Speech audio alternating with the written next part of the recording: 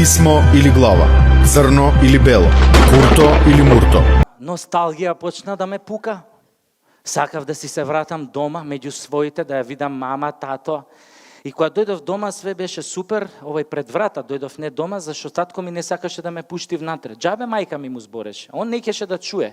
Јас сега, за да му докажам на татко ми дека можам да бидам голем маж, без разлика на тоа што го примам од позади, што направив? Се вработив у полиција. Јако баба ми кога бев мал, вака ми викаше: Кире, учиш школу да работиш у канцеларiju. Ако не учиш школу, ќе будеш жандар. Само за жандар не траже школу. И куче од улицу да го однесеш у полицију, вуче ќе стане.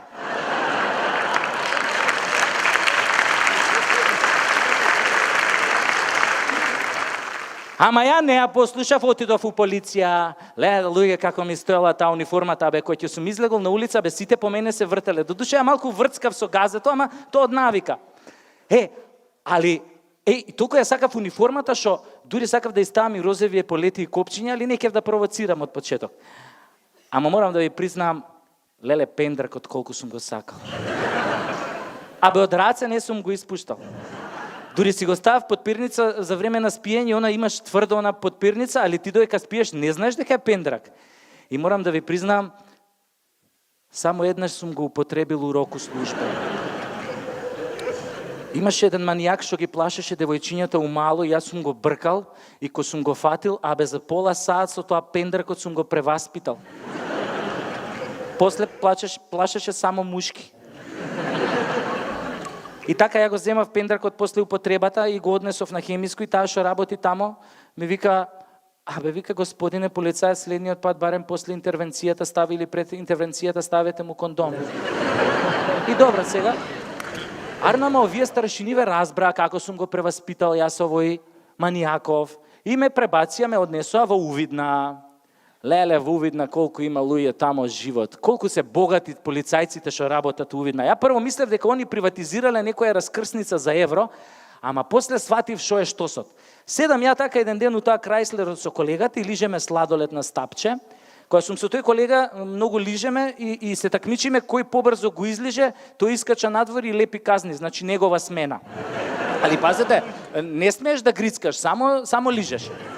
И така ние лижеме сладолед и у тој момент гледам една нова Тојота застанува на црвено светло. И у тој момент еден тип на точак изгуби контрола на воланот и со сета сила се бапна оваа Тојотава. Овој колегава срипа, ги извади тоа гаките од испотениот гъс, тргна кон овој несреќа во удесов, ја тргна веднаш по него и како дојдовме до колава, овој возачот што беше на Тојотава, еден целиот така бланширан, излезе од Тојотата и почна да му се дере на овој што го удри со точакот. Па гледаш ли каде возиш наркоманиште едно джанкерско? Па нели гледаш колку васпитано си стојам овде на семафор со чичка нова кола и ти се најде да ми ја демолираш шабанарио една селјачка. Па вчера татко ми ја купи да ме почасти за отварањето на мојот нов салон и ти се најде тука да ми ја удираш мастурбанту еден дркаџиски. Па имаш ли ти уопште можност да ме обештетиш бе шупак еден издрндан? А на тоа овој дечко го гледа онака спокоен, мртов ладен и му вика: баце, добра кола се купуе, али добар дечко у Скопје тешко се наоѓа. А нас двајца судбината као да не спои. Судбината како да сакаше да ти го бапнам аутото. И на тоа овој бланшираниот смени израз на лице, смени овој боја на глас и му вика: леле брате, каде те удрив, многу да не те боли, ај кажи ми каде те боли, на кое место те боли? А овој му вика: баце, има едно место што ме боли, ама треба да го бубиш за да помине.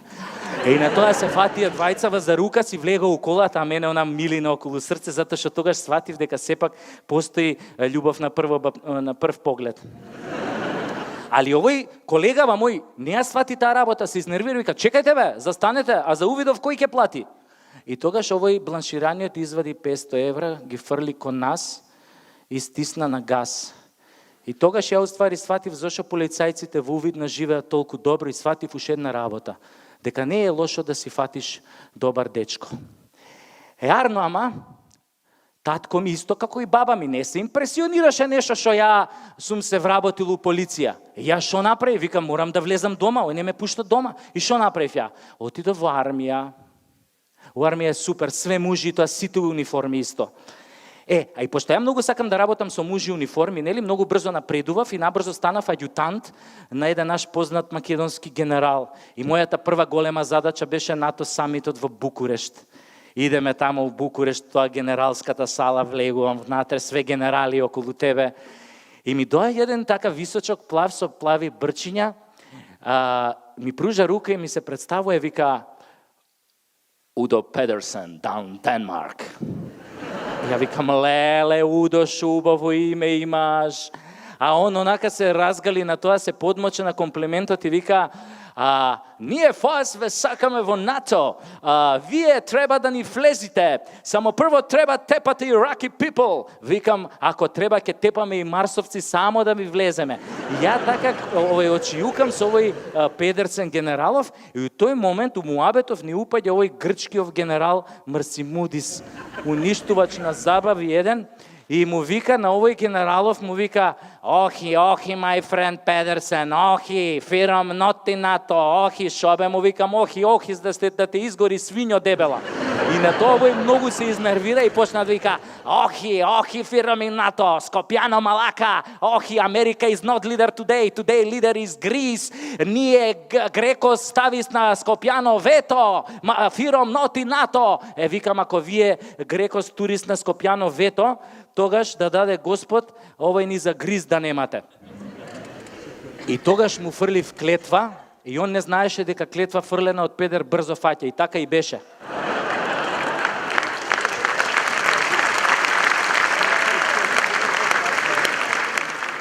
Така и беше. Они нас ни ставија вето, и сега ни за гриз немаат. Ама мене многу ме зачуде. Зошто? На тој генералот Марсимудис цело време многу имаше поддршка и добиваше помош од овој францускиот генерал Турими Салама. Мислам, зошто овој го поддржуваше ако се земе во предвид дека францускиот и македонскиот јазик се исти? Еве, например, французите за двор викаат ла кур, а ние викаме курмие двормие.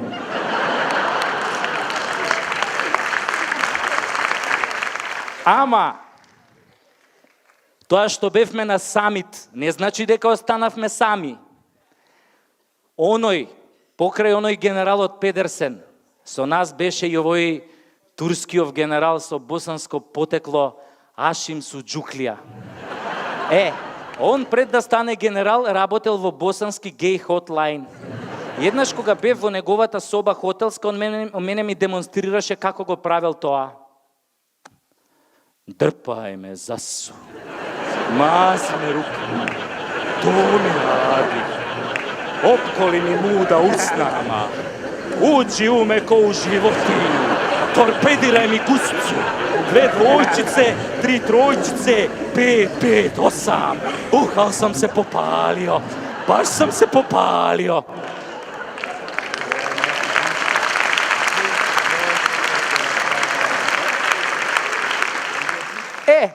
Например, тој генералот со Џуклија, Ашим, беше многу романтичен тип. Еднаш така јадевме гравче и после тоа седнавме во када со топла вода и не знам како се случи, јас прднав, а замислете, он се наведна да ми ги љуби меурчињата. Ама ја мислам дека дури и да станев маршал, тоа ќе беше џабе што се однесува до татко ми. Мислам, он меѓу време го сменил мислењето и пак не сакаше да ме пушти дома. Вика, ајде, ова денес не е војска, ова е све педерана, денес вистинските мужи се у политика. Ја шо направи? Викам, ако си у политика, добро, тато, тогаш одам у политика. Ама не знаев на која страна да тргнам, дали на лева, дали на десна. И станувам така еден ден, застанувам гол пред огледало и почнав. Прво со лева, па со десна, со лева, па со десна, па со лева, за да видам дали поише припаѓам на левицата или на десницата. Али ја пак не можев да се одлучам затоа што со двете раце добро ми идеше. Најпосле мислам, нели политиката е курва, ја педер, нема да се разбираме.